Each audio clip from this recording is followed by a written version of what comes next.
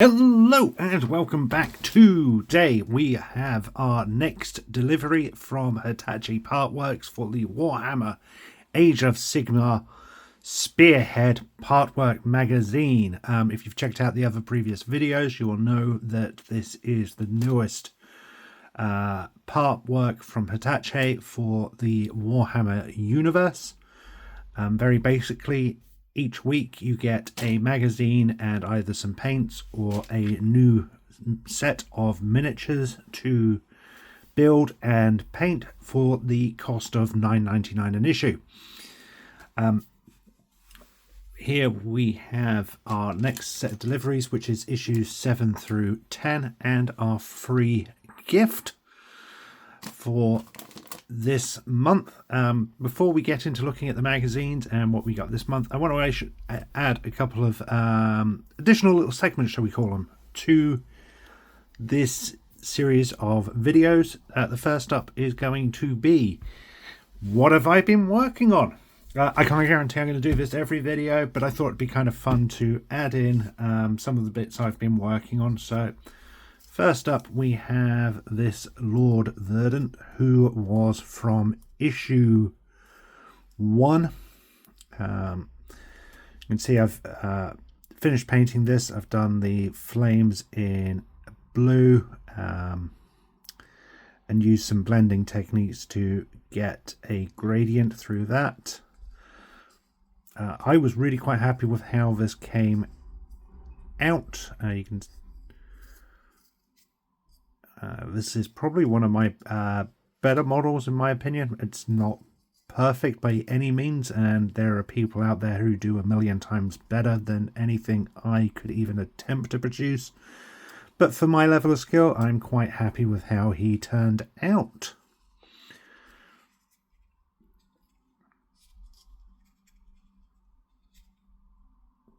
So there we have him. And for the second segment is, what do you need? So, in theory, the Hitachi Partwork magazine, with the exception of glue, which you do have to buy separately for legal reasons, the magazine series comes with everything you need to paint, build, and play with your miniatures.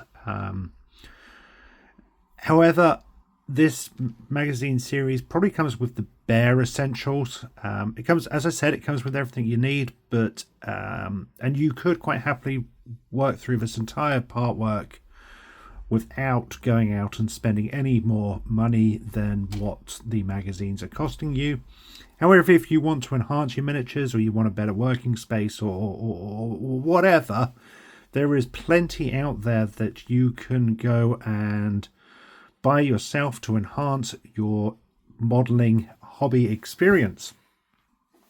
So first up, I want to talk about what I feel are 3 essential additional items that will really enhance your work and hobbying in this area.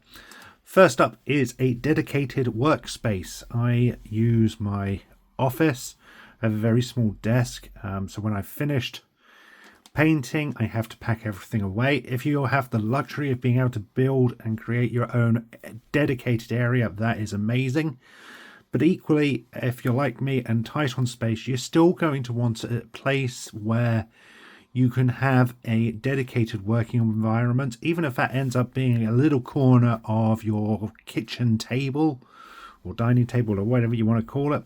Just a space that you can leave your models and your paints out on when you're waiting for items to dry, or you're between sections or whatever. So as I said, I use my office space, and I can leave things up if I'm between sessions or whatever. And if you can create something similar for yourself, no matter how small or big it is, that will go a long way to making your hobbying a lot easier. Secondly, is a water pot. Now, you could quite happily go get one of your kitchen cups and use those, and you wouldn't have any problems day or night. However, if you want to spend a little bit of money, I think it's about £7 to £10 from Warhammer themselves. They do what I think is just the best painting pot out there. They have this Citadel paint pot. You can see on the, mine's really old now, so it's covered in paint and everything else, but you can see it's ridged throughout to help remove paint from your brush between washes. They also have the ridges on the inside of the pot, which when your brush is wet really helps, one, remove excess water, and two, you can use it to help retone your brush back to its original points to give a sharper finish to your brushes. So if you want to spend a little more money and have a dedicated paint pot, I would highly recommend the Citadel paint pot from Warhammer. As said, I can't remember the exact price, but I think it's somewhere between £6 and £10, so it's not exactly break the bank money. Essentially the equivalent of one issue. And then finally, paintbrushes themselves. Now, you get the, as we've seen, we get the starter brush with one of the very earlier issues, and the magazines do give us further brushes throughout the series. However, I am not the biggest fan of Citadel's brushes. I think they're quite expensive for what they are.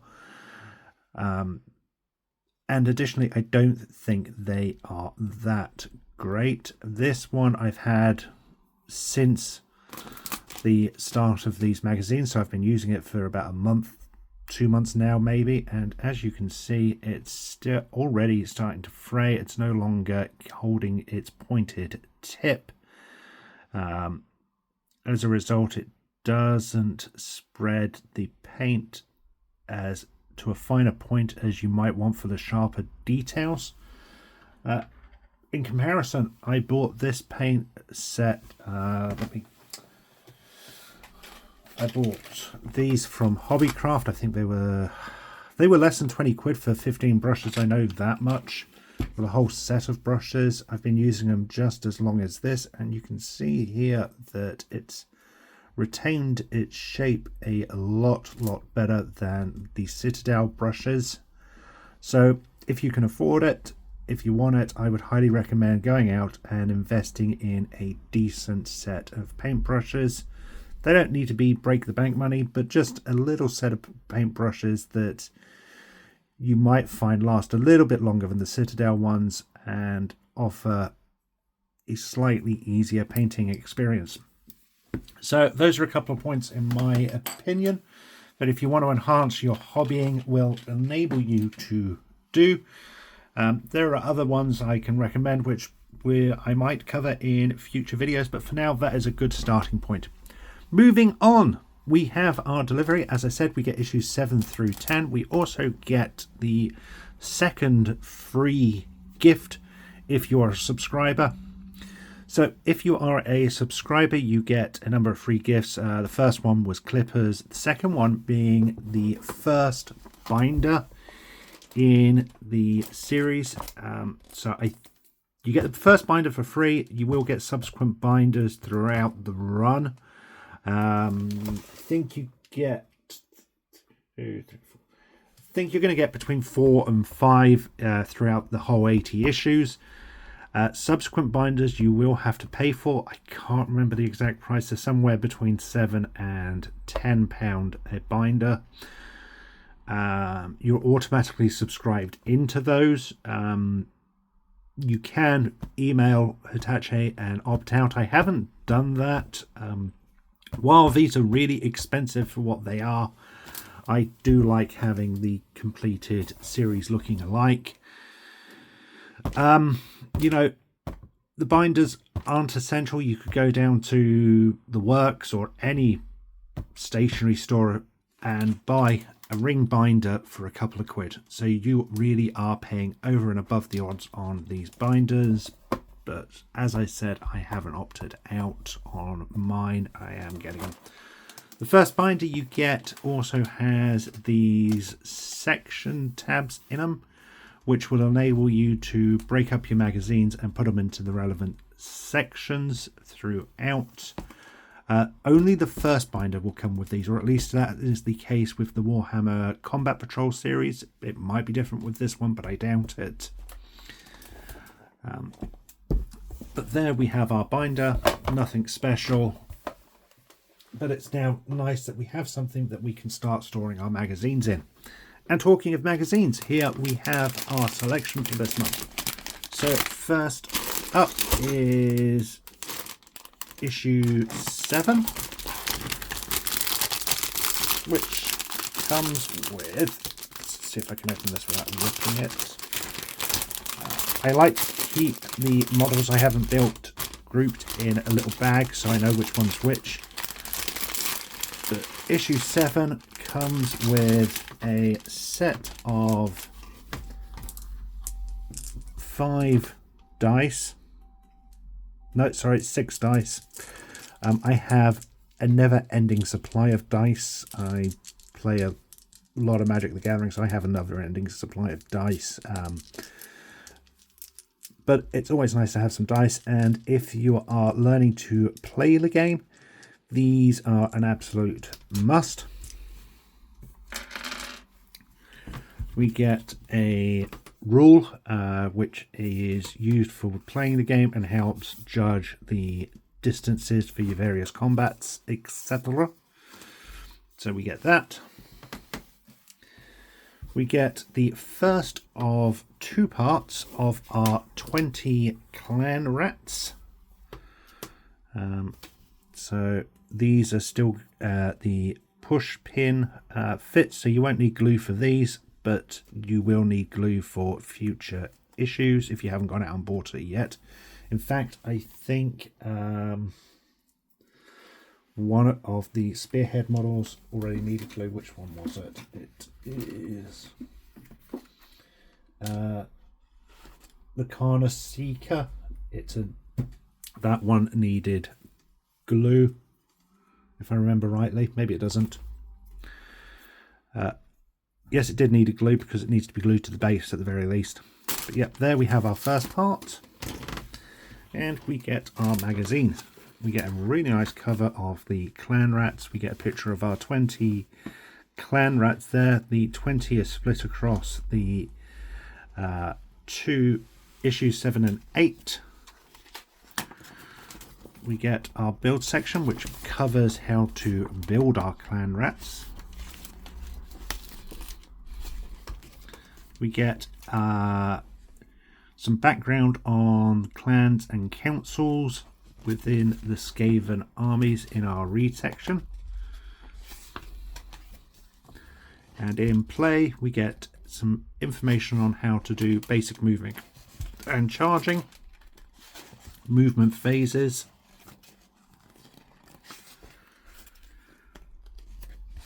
how to charge, and some more movement tutorials. And that is our issue for issue 7, and we get a look at issue 8, which will give us the other half of our clan rats. So let's put the clan rats, actually we can get rid of that one, we're going to use this one instead.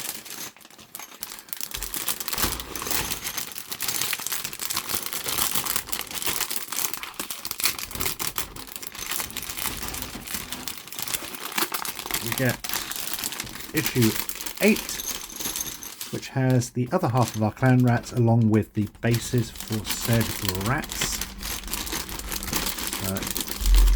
Since they are both part of the same, they can go in the same little bag. So they're easily stored for future building.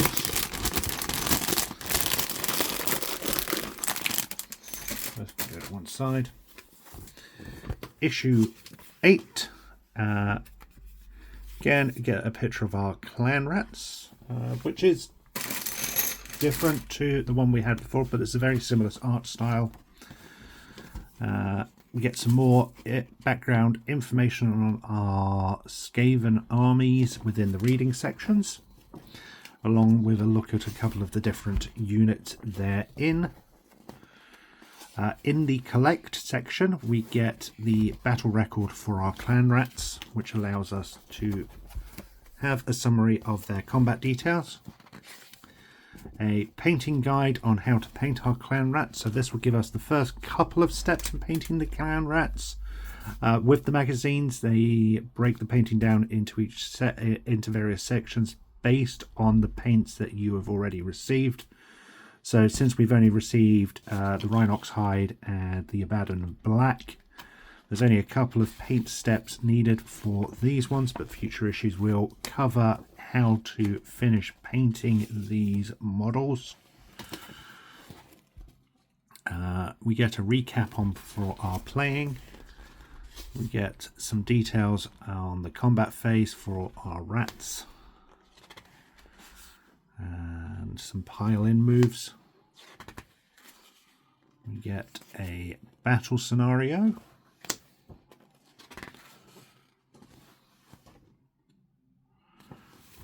And then issue 9 is going to give us 2 more paints with Mephiston Red and Lead Belcher.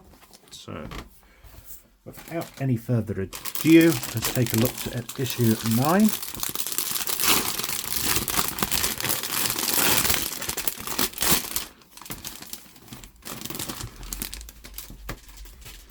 Issue 9 gives us a pot of Mephiston Red done.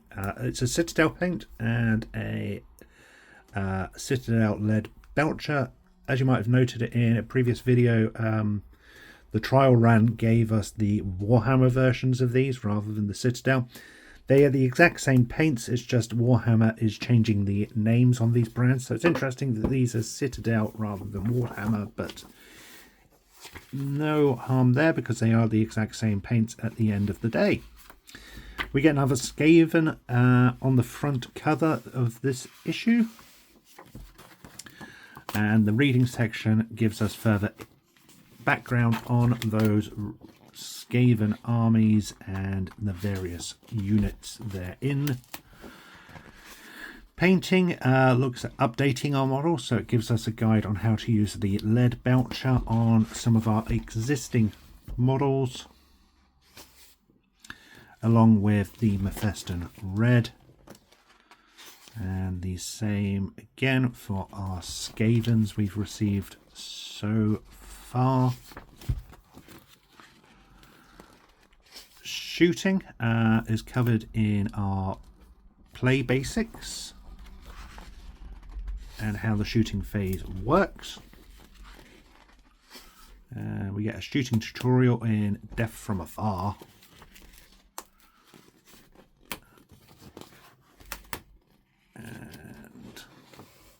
Then our background, our back cover essentially gives us a ad really for expanding our Sigmar armies.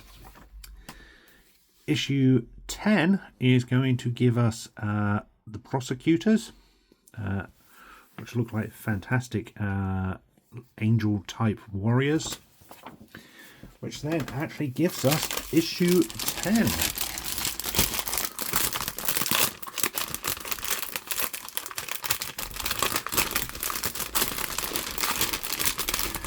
As you can see, we get the model kit for our 3 prosecutors. Opening the magazine up, we get a collect section for the prosecutors, which obviously gives us the various attack abilities, etc. for this particular unit. We get build instructions for the figures as well as a initial painting guide for these figures. So it wants us to use the Abaddon black, some Rhinox hide, Lead Belcher, and of course the Retributor armor, along with the blues and the reds we've got. So even though this is nowhere near finished, you can see just how a few colors can really begin to make a difference to a model unit itself. Play gives us further information on the relevant rounds, turns and phases, along with battle sequences, a further battle tutorial. And there we have our 4 issues for this month.